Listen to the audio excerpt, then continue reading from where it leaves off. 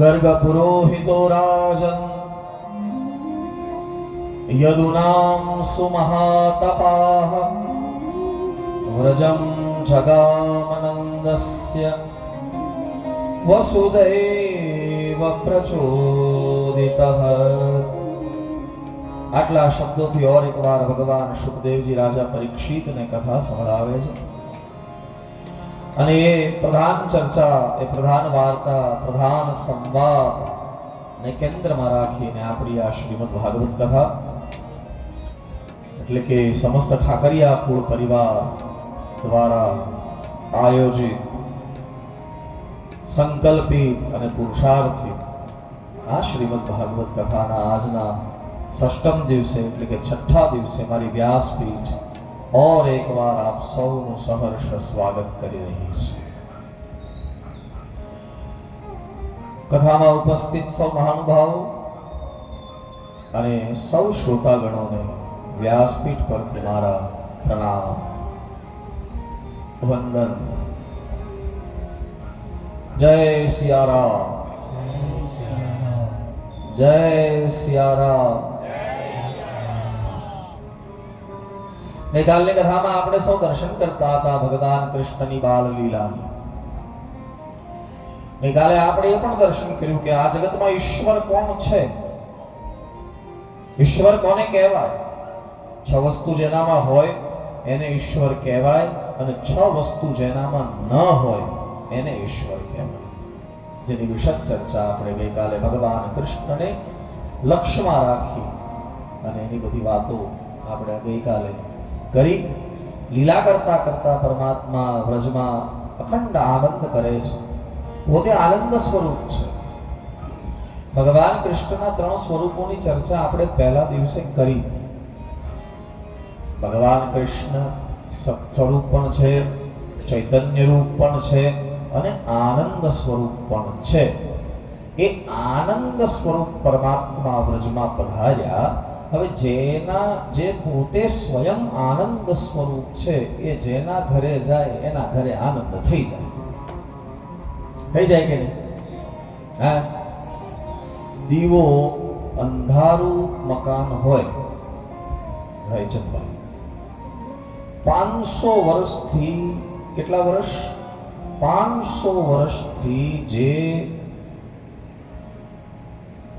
ઓરડામાં અંધારું છે, હું 1-2 વર્ષની વાત નથી કરતો, કેટલા વર્ષની વાત કરું છું? હે, 500 વર્ષ સૂર્યનું એક કિરણ નથી ગયું, બિલકુલ હવા ચુસ્ત પ્રકાશ વગરનું અંધારું ઓરડું છે અને 100 ગ્રામ પણ નહીં, 10 ગ્રામ ઘીનો દીવો 500 વર્ષથી જામેલું અંદર અંધારું, અને 10 ગ્રામ ઘીનો દીવો તમે એ અંધારા ઓરડામાં પ્રગટાવો તો 500 વર્ષના અંધારાને ભાગતા 500 વર્ષ ન લાગે, એ એક ક્ષણમાં ભાગી જાય।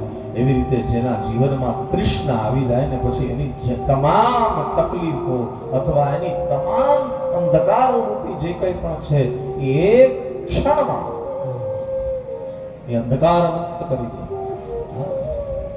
કૃષ્ણ છે ને, ચર્ચા કરવી હોય તો કરી શકાય, 4 વસ્તુથી છોડાવે। હા, એના જીવન, ભગવાન કૃષ્ણના જીવનને જુઓ ને તો 4 વસ્તુથી ભગવાન આપણને છોડાવી દે। હા, આપણને કામ લાગે એટલા માટે આ વાત કરી રહ્યો છું। મેં ગઈકાલે પણ કીધું તું, ખાલી રાસ રમવા વાળા કૃષ્ણ નથી, આ ગોપીઓની મટકી ફોડવા વાળા કૃષ્ણ નથી, કૃષ્ણ કંઈક બીજા છે। આપણે એ જાણવાની જરૂર છે કે એ કૃષ્ણ કોણ છે। 4 વસ્તુથી છોડાવી દે એ ભગવાન કૃષ્ણ। પહેલું, જે ભગવાન કૃષ્ણ આપણા જીવનમાં આવે તો પહેલી વસ્તુથી આપણને છોડાવે એ છે અંધકાર। જીવનમાં અંધકાર નહીં રહેવા, અર્જુનના જીવનમાં અંધકાર નથી રહેવા દીધો। અજ્ઞાન તિમિરાંધસ્ય, અજ્ઞાન રૂપી જે અંધકાર છે ન રહેવા દે, જ્ઞાન જન્મ આવે। કૃષ્ણ ભલે કૃષ્ણ ભગવાનના બોલાયેલા શબ્દોને વાંચો ન વાંચો એનાથી કોઈ મતલબ નથી. માત્ર ભગવાન કૃષ્ણને અંદર પ્રસ્થાપિત કરી દો તો એક અંધકાર તમારા હૃદયમાંથી ભાગે. ભાગે. પાછો એક વાર કહું, ભાગે. ભાગે. બીજું, ભગવાન કૃષ્ણ જેના જીવનમાં પ્રવેશ કરે અથવા તો આપણે ભગવાન કૃષ્ણને આપણા જીવનમાં લઈ આવીએ તો પહેલો અંધકાર વિનાશ થાય, બીજું અહંકાર વિનાશ થઈ જાય. અહંકારથી મુક્ત કરી દે. મોટા મોટા દેવતાઓના અહંકારને તોડી નાખ્યા છે ભગવાન કૃષ્ણએ. ઇન્દ્રાદી દેવતાઓના અહંકારને તોડી અને ભગવાન કૃષ્ણ લીલા કરે છે. કંસ જેવા, શિશુપાલ જેવા અને જરાસંધ જેવા અહંકાર તોડીને બેઠા છે. પહેલો અંધકારથી પરમાત્મા કૃષ્ણ મુક્ત કરે, બીજું અહંકારથી પરમાત્મા કૃષ્ણ મુક્ત કરે, ત્રીજું ભગવાન કૃષ્ણ જેના જીવનમાં આવે ને એને અધિકારથી મુક્ત કરી દે. ના પછી બીજા પર અધિકાર જમાવે નહીં.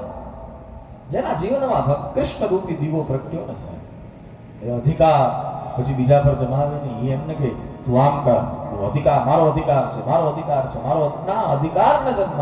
જો પોતાની જાતને ભગવાન કૃષ્ણના ભક્ત કહેતા હો તો આ ચાર વસ્તુ તમારામાં ન હોવી જોઈએ, મારામાં પણ ન હોવી જોઈએ. એક અંધકાર ન હોવો જોઈએ, એક અહંકાર ન હોવો જોઈએ, ત્રીજો કોઈના પર અધિકાર ન હોવો જોઈએ, કર્તવ્ય હોવું જોઈએ.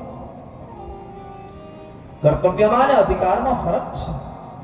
હા, મારે કરવું જોઈએ, મારું કર્તવ્ય છે, એ કર્તવ્ય કહેવાય. હું નહીં કરું તો કોણ કરશે, એ કર્તવ્ય કહેવાય. અને હું જ કરીશ, બીજાને કરવા નહીં દઉં, આ હૃદયમાં પનપતો અધિકાર કહેવાય. ત્રીજું અધિકારથી પરમાત્મા મુક્ત કરે. અને ચોથું, જેના જીવનમાં ભગવાન કૃષ્ણ પ્રગટ થાય ને એને અલંકારથી મુક્ત કરી દે. પહેલો અંધકાર, બીજો અહંકાર, ત્રીજો અધિકાર અને ચોથું અલંકાર. અલંકાર એટલે પછી એને વિશેષણો ગમે નહીં. મીરા કઈ પોતાના નામની આગળ એમ ન લગાવે કે પરમ પૂજ્ય મીરાબાઈ. હા, નરસિંહ મહેતાના નામની આગળ એમ ક્યારે તમે વાંચ્યું કે ધર્મ ધુરંધર કવિશ્રી? હા, ક્યારે વાંચ્યું નહીં. જેણે પરમાત્માને ભજ્યા છે એના જીવનમાંથી અલંકાર ગયા છે. હા, અલંકાર તો શું છે? પૂજ્ય મુરારી બાપુ તો બહુ સારું કે પોતાના નામની આગળ બહુ બધું લગાડવું નહીં. હા, ઘણા લોકો પોતાના નામની આગળ કેટલું બધું લગાડે.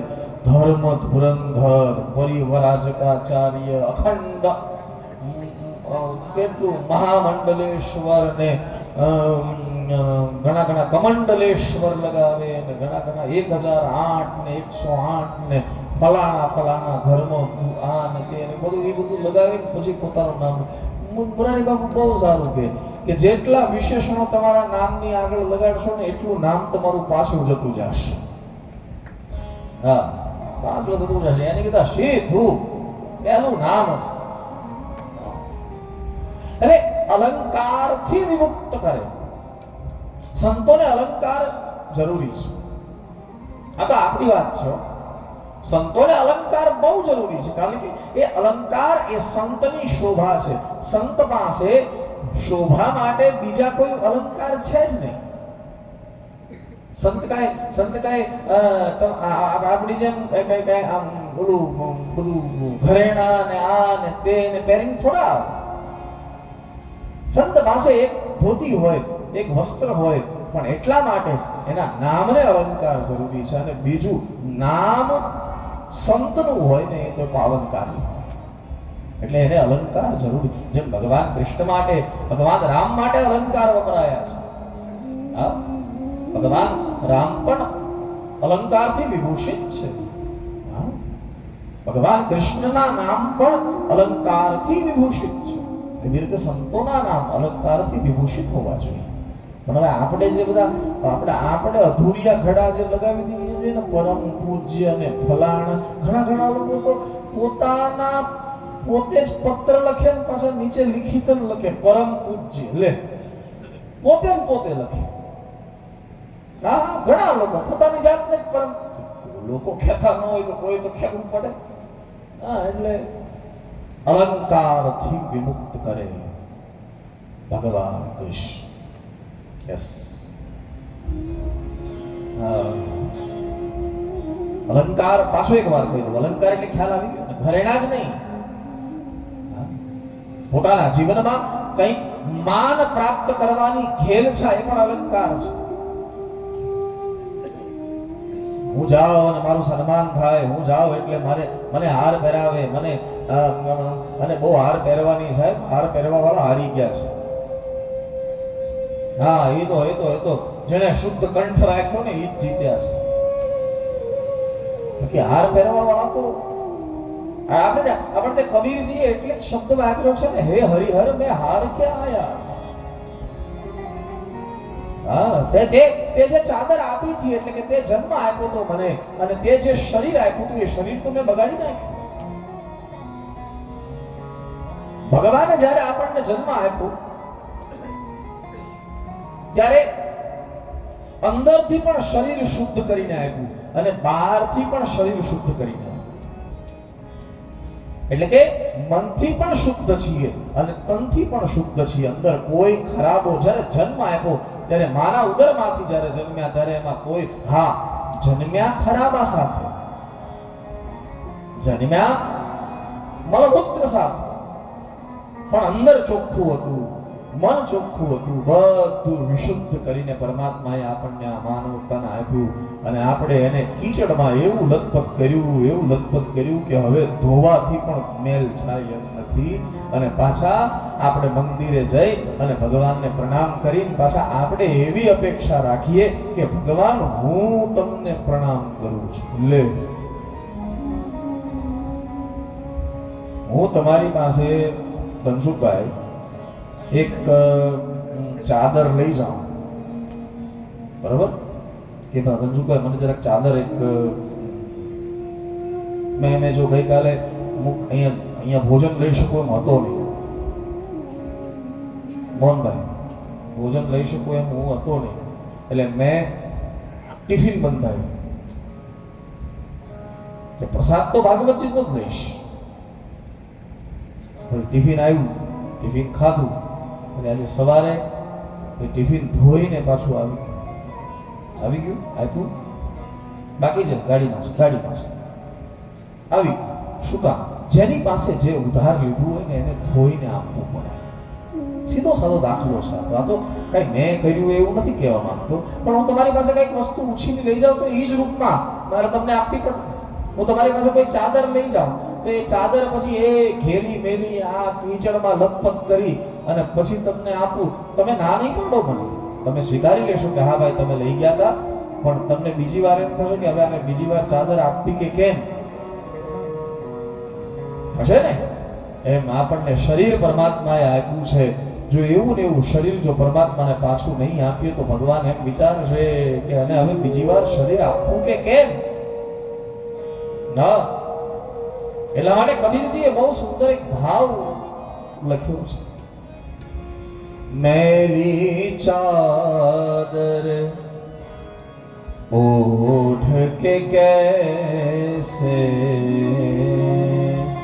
મેરી ચાદર ઓઢ કે कैसे द्वार तुम्हारे आऊं, द्वार तुम्हारे आऊं, हे पावन परमेश्वर मेरे, हे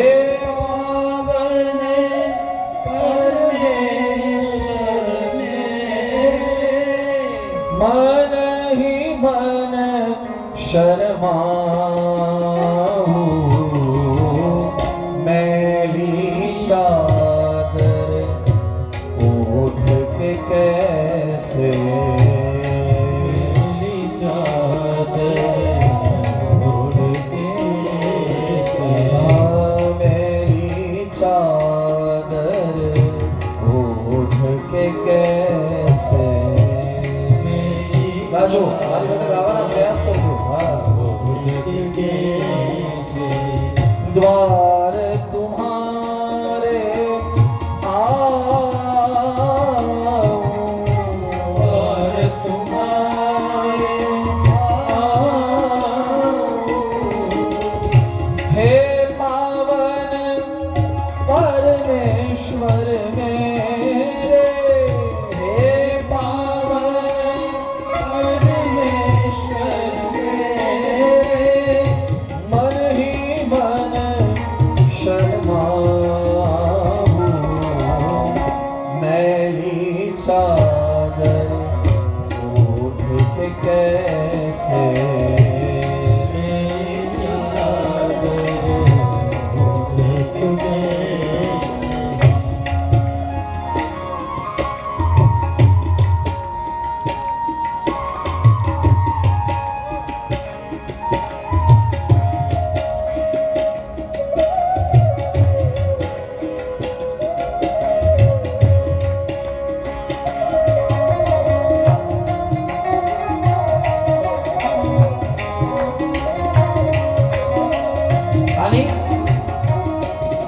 ભક્તિ મને બહુ ગમે છે.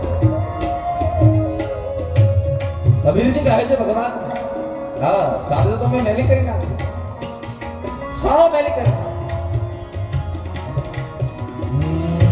મેલી ચાદર ઓઢ કે कैसे મેલી ચાદર ઓઢ કે कैसे तुमने जग में भेजा देकर निर्मल काया हो तूने मुझको जग में भेजा निर्मल मैल वगैरह नहीं काया निर्मल काया आकर के संसार में मैंने उस पर दाग लगाया हो आकर के संसार में मैंने उस पर दाग लगाया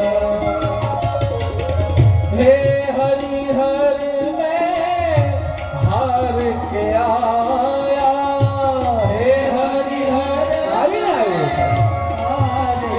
आया अब क्या हार चढ़ाऊं मैली चादर ओढ़ के कैसे मैली चादर ओढ़ के कैसे द्वार तुम्हारे आऊं द्वार तुम्हारे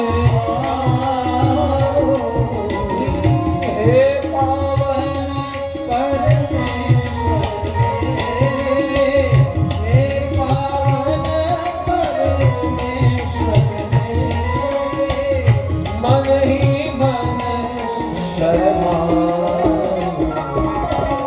मैली चादर ओढ़ के कैसे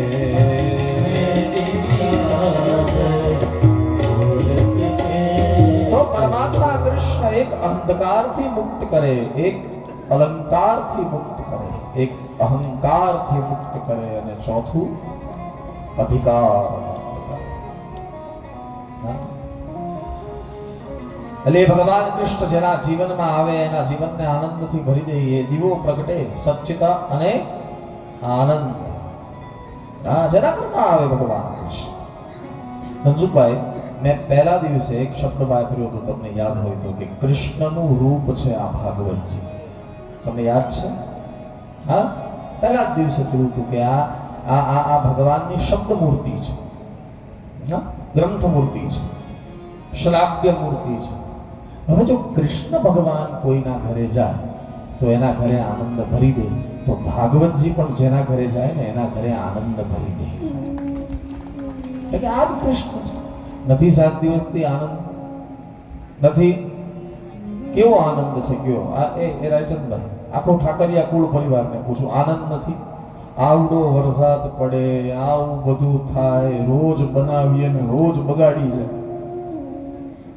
રોજ બનાવીએ ને રોજ બગાડી. કાલ તો મને ધનસુખભાઈ સાંજે મેં ચિંતા કરી, એટલો બધો વરસાદ ધનસુખભાઈ નો ફોન આવ્યો મને કે ભાઈ આપણે ગ્રીપ પાથરી દઈએ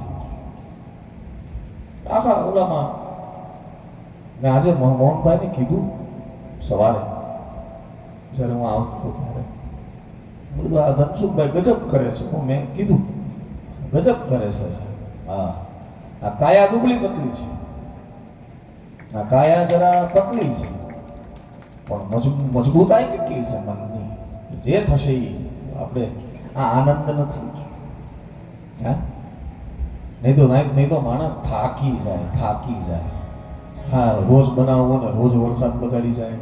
અને ભગવાનની કૃપા એવી, શંકરભાઈ, એવી ભગવાનની કૃપા કે કથા કરીએ ત્યાં સુધી તડકો નીકળે. 3:30-4 વાગે ને પછી જે એકરહ થવાનું ચાલુ થાય આપણને. કાલ તો મેં વાદળ જોયા, મને એમ કે આ અષાઢ શ્રાવણની એલી મંડાઈ છે. હા,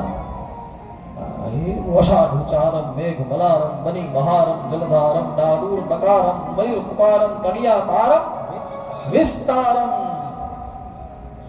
નાલહી સપારમ વ્યાસ અપારમ નંદ કુમારમ નિર્ખ્યારી કહે રાધે પ્યારી મેં બલિહારી ગોકુળ આવો ગિરધારી. કાલે એવું બધું જામ્યું હતું.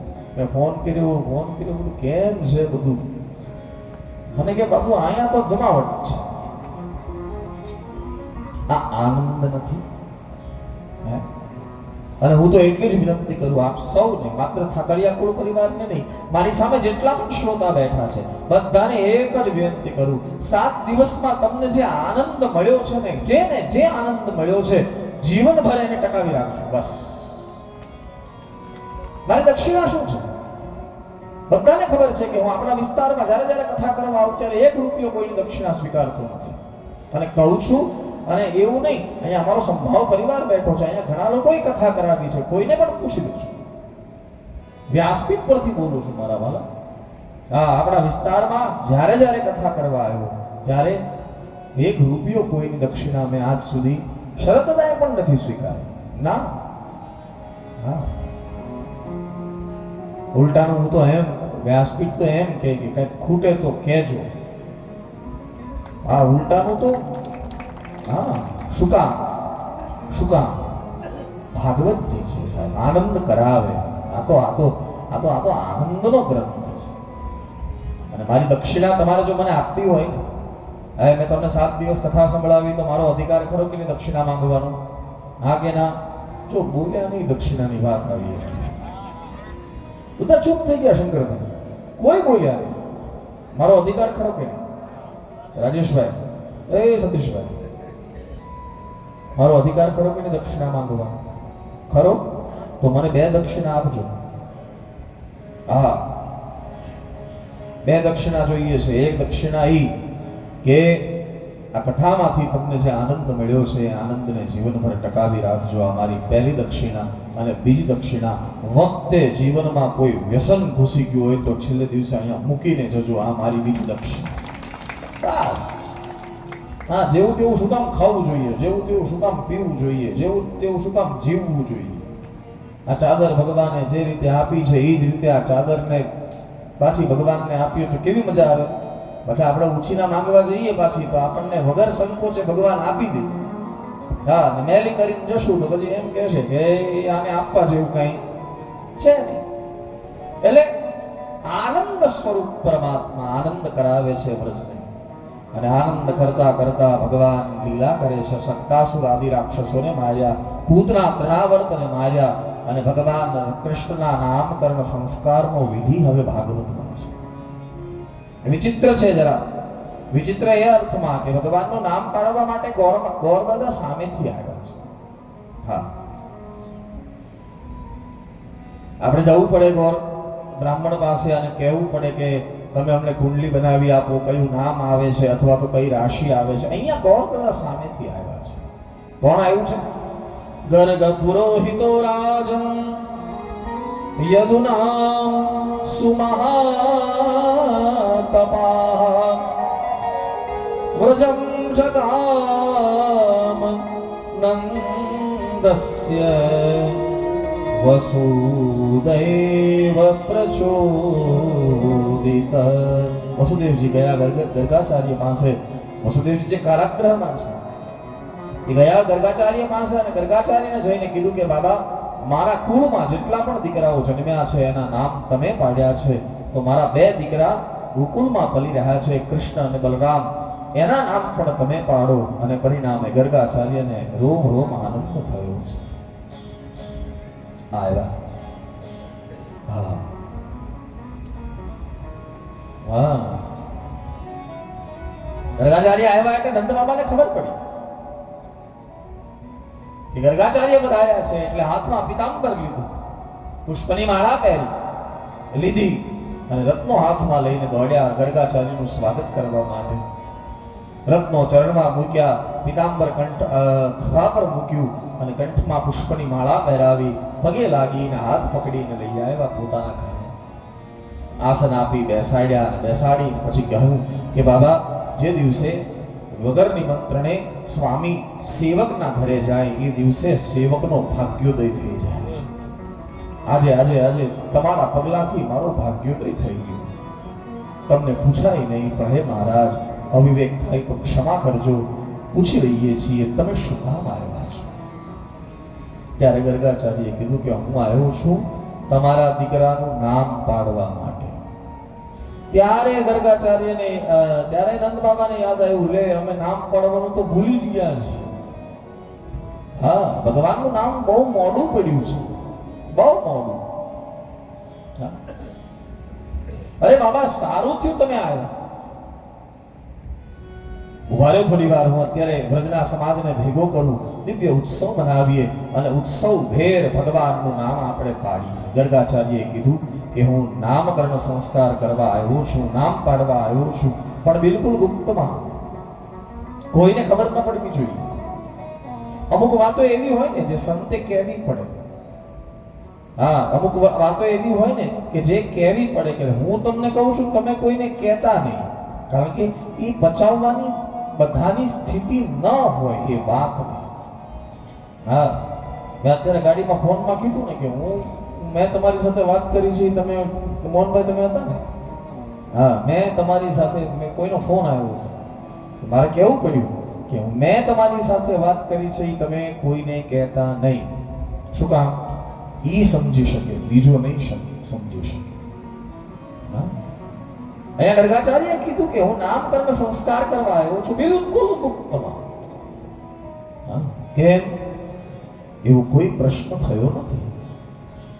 જેવું ગર્ગાચાર્યએ કીધું કે ગુપ્તમાં નામકરણ કરશું એટલે નંદ બાબા તરત રાજી, તરત તૈયાર થઈ ગયા. આપણે ત્યાં એક નિયમ છે, મોટો માણસ આજ્ઞા કરે ને પછી નાના માણસે એટલે કે ગુરુ પુરુષ આજ્ઞા કરે, શિષ્યએ વિચારવાની જરૂર નથી, કારણ કે ગુરુએ વિચારીને જ આજ્ઞા કરી.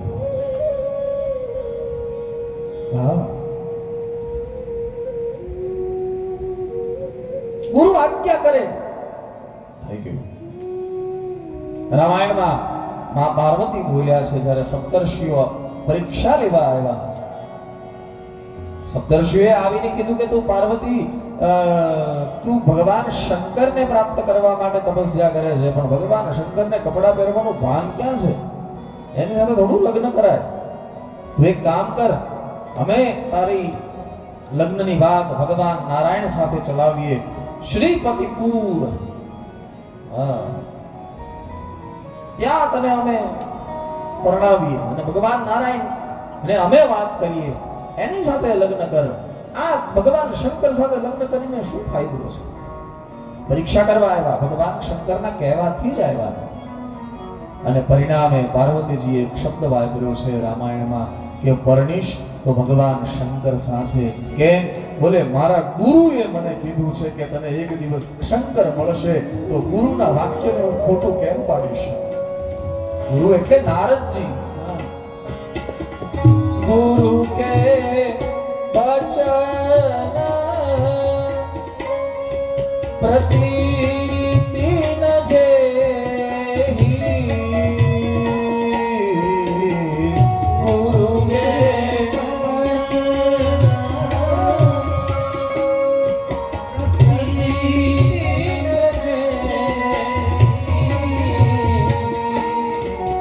સપને સુગમ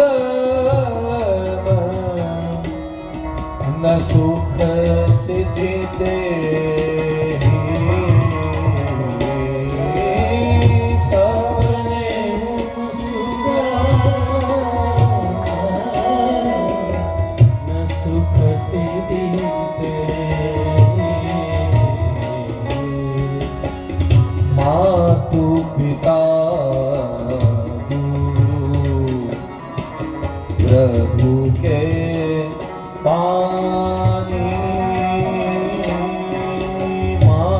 ચારની આજ્ઞા, માતા, પિતા, ગુરુ અને પ્રભુ.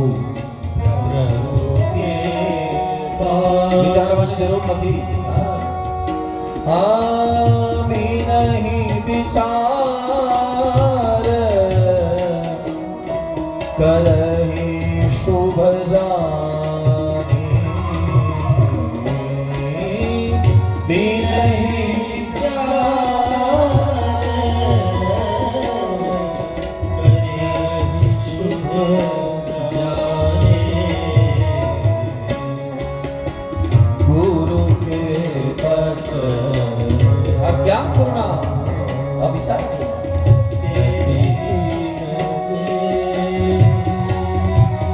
પ્રતીતિનો અર્થ છે ભરોસો.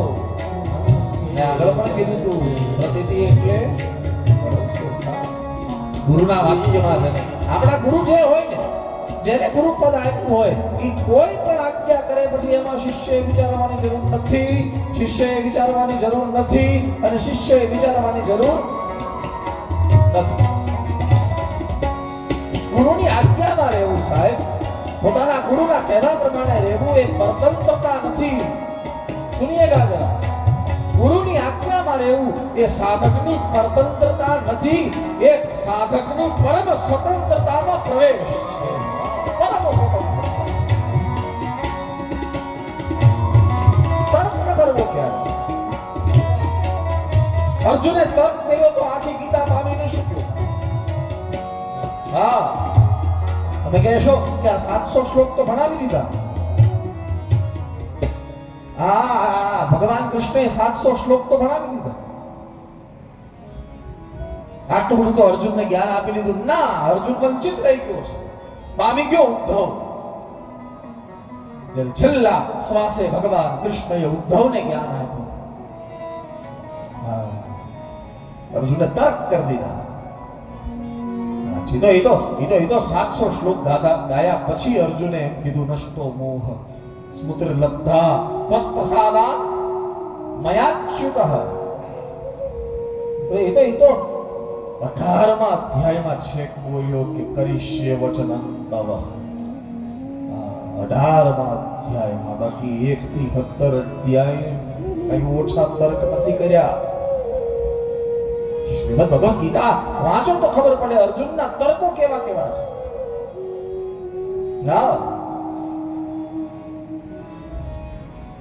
કૃષ્ણએ નપુંસક કહી દીધો છે શ્રીમદ ભગવદ ગીતા.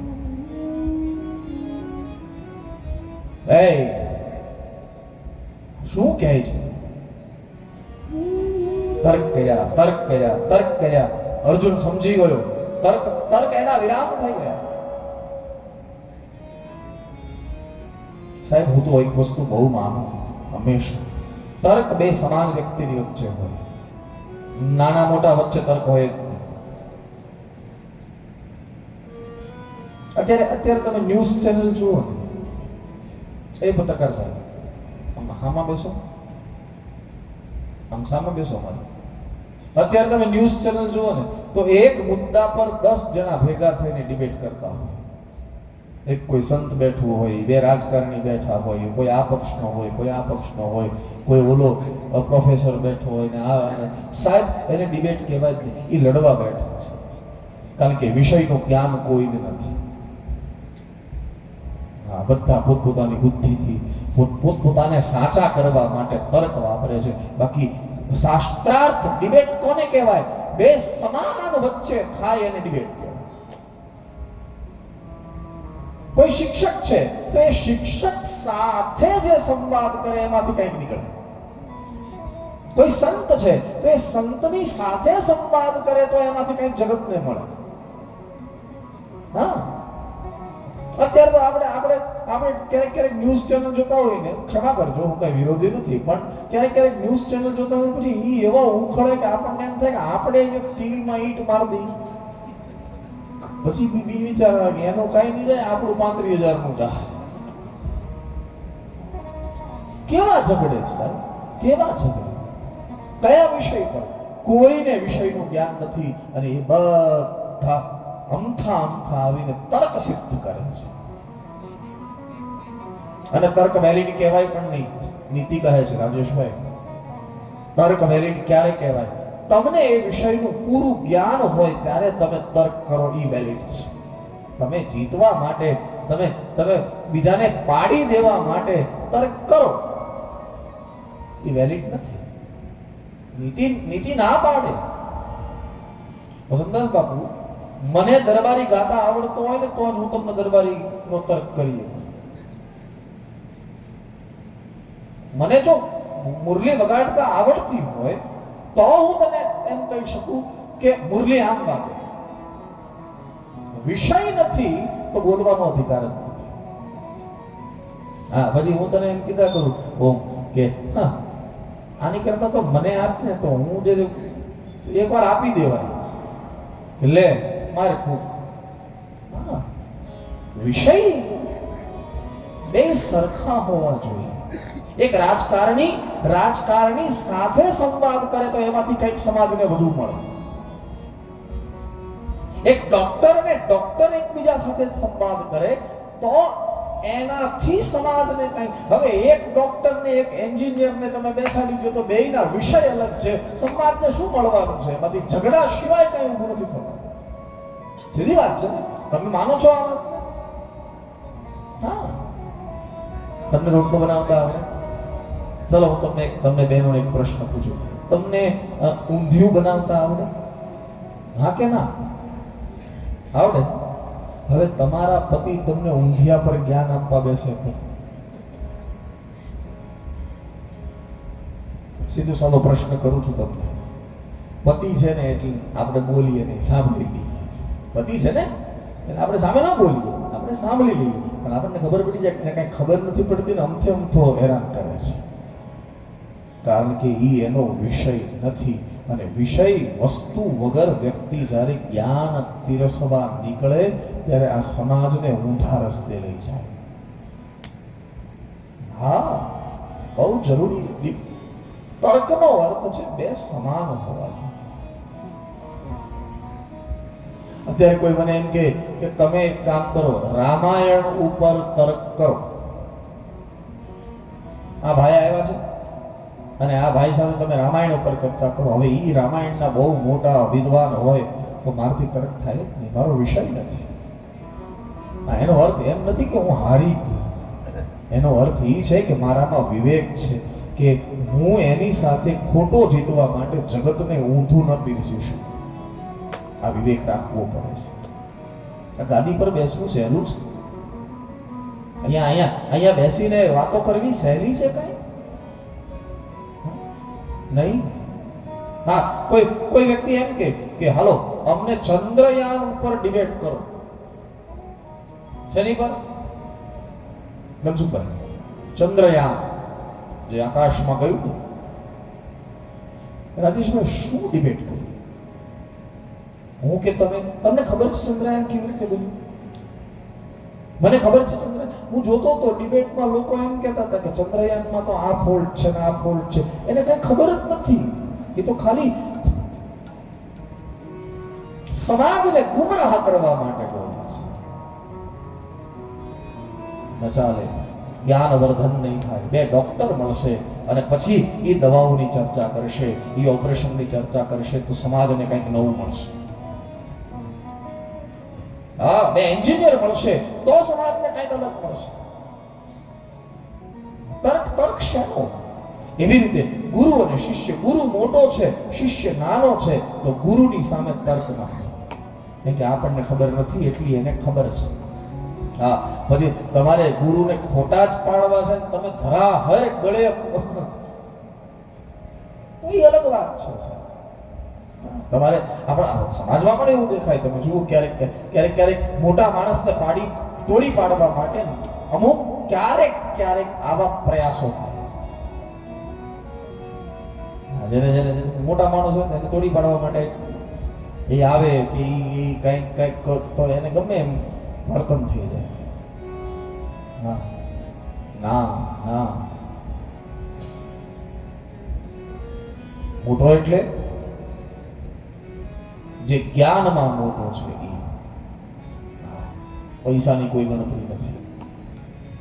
લક્ષ્મીજીએ ભગવાન નારાયણ પાસે વરદાન માંગ્યું ને, તો ભગવાન નારાયણે વરદાન આપ્યું કે હા લક્ષ્મીજી બોલો તમને શું વરદાન આપવું? તો લક્ષ્મીજીએ બહુ સરળતાથી એવું કીધું તપોધન કે હું જેને ધારું એને માલામાલ કરી શકું આવું મને વરદાન આપો.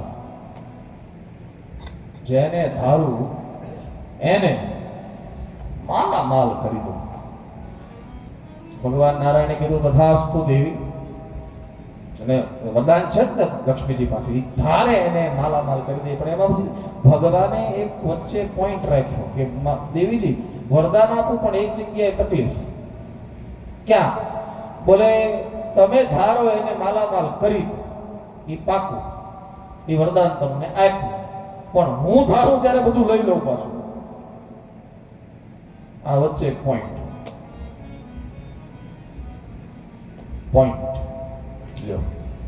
એટલે તમે જુઓ, લક્ષ્મીજી ધારે એને આપે, પણ ભગવાન નારાયણની વિરુદ્ધમાં જાય તો ભગવાન નારાયણ પાછા ધારે ત્યારે લઈ લે. સરસ્વતીજીને ખબર પડી કે લક્ષ્મીજીને આવું વરદાન મળ્યું છે, એટલે માં શારદા દોડતા ગયા ભગવાન પાસે. ભગવાન તમે આવું વરદાન આપ્યું? બોલે હા, સારું કર્યું, પણ અમારો શું વાંક? હું પણ દેવી છું, અમારું શું વાંક? બોલે મને એક નહીં બે વરદાન આપો. લે, સરસ્વતીજી કે મને બે વરદાન આપો. કયા?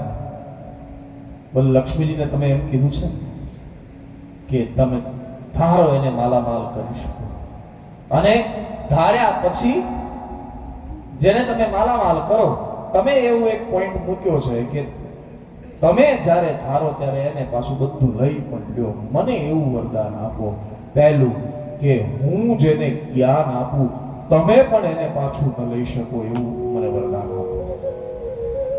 અને ભગવાને સરસ્વતીજીને વરદાન આપ્યું. સરસ્વતી જ્ઞાનના દેવી છે કે તમે જેને જ્ઞાન આપશો ને, નારાયણ ભગવાન નારાયણ કહે હું પણ ધારું તો પાછું નહીં લઈ શકું. અને બીજું વરદાન ભગવતી સરસ્વતીએ માંગ્યું કે ભગવાન જરૂરી નથી કે લક્ષ્મી હોય એની પાસે સરસ્વતી હોય. હા, લક્ષ્મી હોય એની પાસે. હા, તમે જો ઘણા મોટા માણસ પૈસા બહુ હોય પણ બોલતા ન આવડતું હોય, બોલે ત્યાં હળગાવી દે બધું. હા, લક્ષ્મી હોય પણ સરસ્વતી ન હોય. એટલે હું લક્ષ્મીની અનુગામી ન બનું. એટલે લક્ષ્મી જાય એટલે મારે જવાનું જ.